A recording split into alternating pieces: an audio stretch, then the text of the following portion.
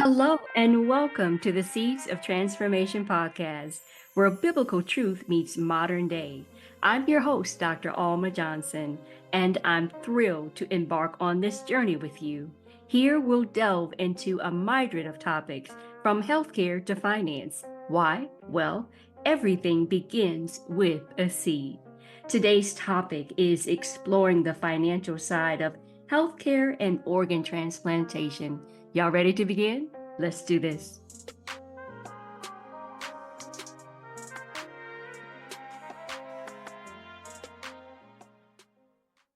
So, for today's topic, exploring the financial side of healthcare and organ transplantation, or even simpler, navigating the financial aspects of organ transplantation with ease.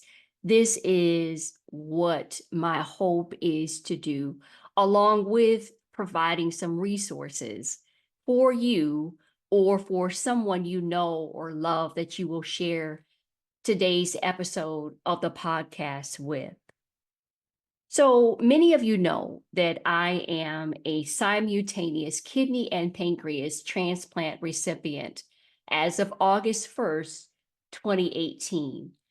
I was diagnosed with type 1 diabetes at the age of 15, and for 31 years, I lived a healthy lifestyle. I did the things that I needed to do. I was active in my community, in my school. So to have this diagnosis come upon me was a huge shock. I was the one who would walk 6, 7, 8 miles a day. So again, to have something like this hit me that I would face was again just shocking. So let's get into today's topic. Organ transplantation. It is a life-saving procedure that brings hope to thousands every year. While the medical journey can be complex, understanding and managing financial aspects of it doesn't have to be overwhelming. So we're taking a straightforward look at the costs involved and a guide to resources that can help lighten the financial load for you or for those on the organ transplant waiting list. So, breaking down the cost, and this may be slightly different for those who are in different states, depending on the transplant center you go to, so on and so forth. So this is just a general breakdown of the cost without using any numbers. So the initial cost, it involves the procurement and surgery. The journey begins with finding and securing a suitable organ. And when I say suitable, I'm saying a match, the blood type. There's so many things that go into matching the organ with another person for that person to receive. All of the testing is involved. And these costs, it includes the cost for, again, the procurement, which is the expenses that are related to retrieving the transporting organ. And then it involves the surgery, the operation, and the accompanying hospital stay. I had my surgery at the Mayo Clinic in Phoenix, Arizona, and they also have a lovely aftercare center called the Help and Healing Center. If you are going to Arizona, the Mayo Clinic there, I would definitely check out the Health and Healing Center. There are places out there for you to stay because the aftercare, and we'll get to that in a minute, for organ transplantation, especially if you don't live near the transplant center, it can be very expensive to stay in hotels. So you want to have these things sought out and ready to go so that when you are called for surgery, you will be ready. You'll have the cost down. You would prayerfully have saved some funds, put those funds to the side so that you are ready to go and do what you need to do for aftercare. So the ongoing costs, since we're on aftercare, let's look at the aftercare. Post-surgery care, it is crucial and it involves, yes, medications. These are ongoing life medications to prevent organ rejection. These are the medications that, depending on what your doctor feels that you may need, again, it is a lifelong thing, a lifelong regimen that you will have to follow every day. You cannot miss a day, and you need to take the medications on time as prescribed. Also included in this, something that I still do today, are regular checkups, monitoring your health. You do the monitoring, of course, yourself, but you also have a transplant care team that also does the monitoring and managing of any complications. I have been blessed not to have any complications. However, when I would say maybe 2 or 3 weeks, maybe not even that long, within the first 2 weeks, I did have slight rejection, and it required me to take another medication. I take 3. So this one is included in the 3 medications that I take, but I did have a slight rejection. They put me on a high dose of that medication, I would say, for maybe a week, and then they tapered it down to where I only take 5 milligrams of this particular medication. So, yes, while these expenses sound daunting, many patients navigate them successfully with the right planning and support. I was advised, which I do, to drink a gallon of water a day. Many of us know all of the specialty waters, all of the foo-foo waters that we have out here today. You don't have to go to that extreme. I don't want to really talk about different stores, but there are stores out there, grocery stores out there, that will sell a gallon of water, purified water. Let me state that, purified water, for 80 to 90 cents. And just stock up on the water. I really began to do that even before COVID, but during COVID, I really pushed forward, and I still do it maybe a little bit too much at times, but I make sure I have that water because it is something that transplant recipients need, is to stay hydrated, especially with kidney.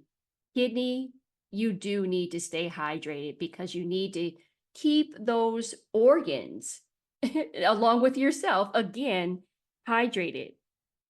So let's get to the resources to ease the financial concerns. My transplant was $475,000. I know a lot of you are like, oh my gosh, that's a house. Yes, it is. But it is well worth it. Thank God for insurance.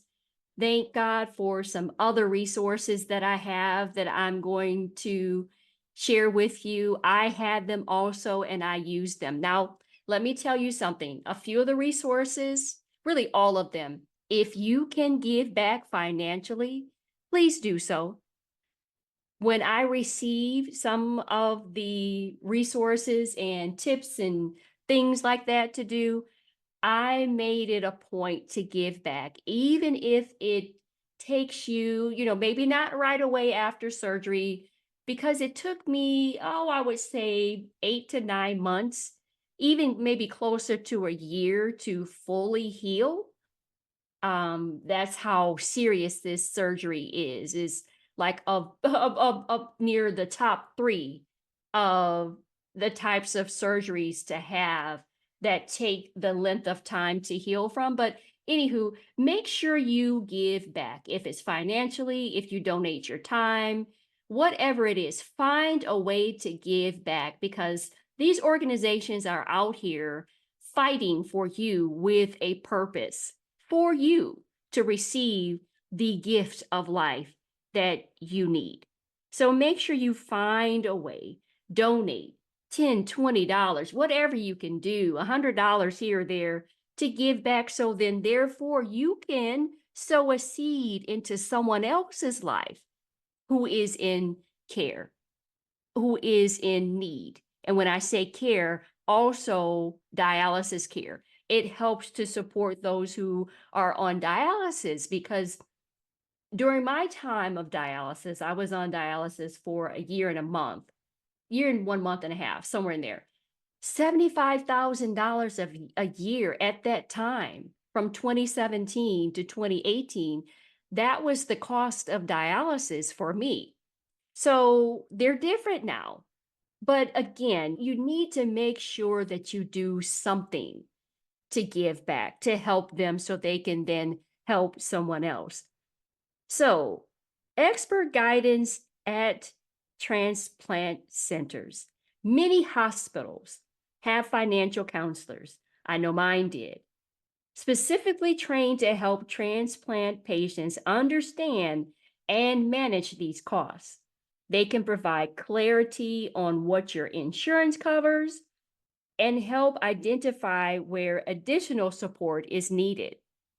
The financial assistance programs, there are a variety of support available, and they're aimed at reducing this burden. Again, everyone is going to be different. Our insurances are different, but whatever the burden is, it will definitely help reduce them. So there are grants and subsides that are out here, organizations that offer financial help specifically for transplant related expenses. Specifically, there are some that are specific for heart, some that are specific for kidney, some that are specific for lung. So you just got to do some research, but I'm going to share some of the, I think I have 4 or 5. Yeah, 4 or 5 that I'm going to share that are definitely going to put you on the right path, put you on that right track for the journey that you are on today. So then there's insurance advocacy. There are some programs available to assist in negotiating with your insurance providers. Yes, negotiating with your insurance providers to cover more expenses and services. A lot of people don't know that. Even at the dialysis centers, if you connect with your social work there, they can help you with some of the out-of-pocket costs for dialysis. I know that might sound crazy. How can someone be on dialysis? I had to stop working. My doctor removed me from working. If anyone remembers the story or the movie, excuse me, Steel Magnolias from back in the day, I was her. I was her passing out. I can't tell you the amount of times I ended up having to move back in with my mom. My mom found me passed out in the bed. A couple of times I fainted on the floor. So there are services that are out there and advocates that are out there to negotiate these costs with your insurance provider. So make sure you check that out. It doesn't hurt to ask. So check these things out with your social worker at the dialysis center and with the social worker at the transplant care center that you are choosing or being advised to go to. Then there is the community and emotional support. I'm here. You can connect with me. Feel free to connect with me. So connecting with others going through similar experiences can be incredibly supportive. I have a few people here in Nevada that I am connected to, and it doesn't matter. There's one that's a lung transplant recipient. There's another gentleman that's kidney only transplant recipient. But just to have someone around you to just talk to because they've been there. Myself again, because I've been there. I'm on this journey right now.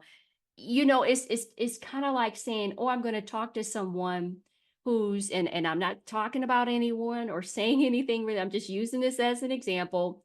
But if you've had a toothache, having a toothache, and that is painful. I've had one of those too, as many of you, but having a toothache versus receiving an organ transplant, there's no comparison. It just does not compare. It does not relate. So getting involved with community for emotional support can be huge and very supportive. So support groups, some can be daunting. I found a lot that were it just seemed like doom and gloom. And I needed to be around those who were choosing to live life. They chose to get out there and just live this newfound life that they had been given. This is me. I refuse to receive such a special gift, a special new lease on life, and then turn around and live doom and gloomily. No, I'm choosing not to do that. And I hope you are doing the same.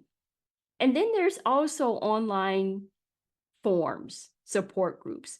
They are too a great place to find tips and support for and from others who understand exactly what you are going through, what we're going through.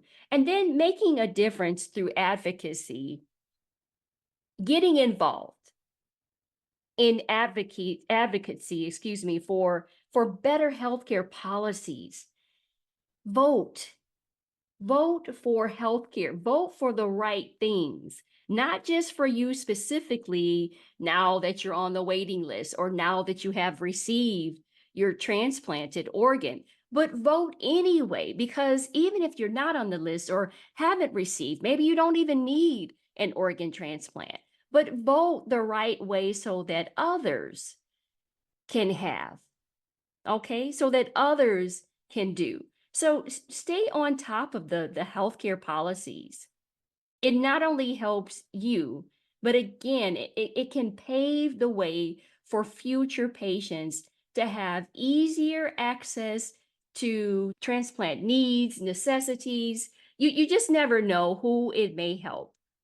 So wrapping all of this up, it is my hope, my prayer that understanding the financial aspects of organ transplantation can help make the progress more manageable. With the right resources and support, you can focus more on your health and less on the costs. Remember, you're not in this journey alone, and there are many tools and communities ready to help you succeed. Some of the resources and helpful links I will list, but I'm just going to read them off to you. There is the American Transplant Foundation. Then there's the Transplant Recipients International Organization, also known as TRIO, TRIO, the National Foundation for Transplants, Organ Procurement and Transplantation Network. And knowing these organizations, as there are many others that are out there, just being armed with knowledge and good resources, it just helps everything move along so much more smoothly. The financial aspects of getting an organ transplant can be more navigatable, freeing you again to focus on health and healing and not only the finances. Thank you for tuning in to another episode of the Seeds of Transformation podcast with Dr. Allma Johnson. If you have found value in today's topic, exploring the financial side of healthcare and organ transplantation, feel free to share with a friend, a family member, someone you love and know. It could definitely help them. Before you go, take a moment to share your thoughts with me. with a review and connect with me on social media. Until next time, stay inspired and keep growing in all things of God.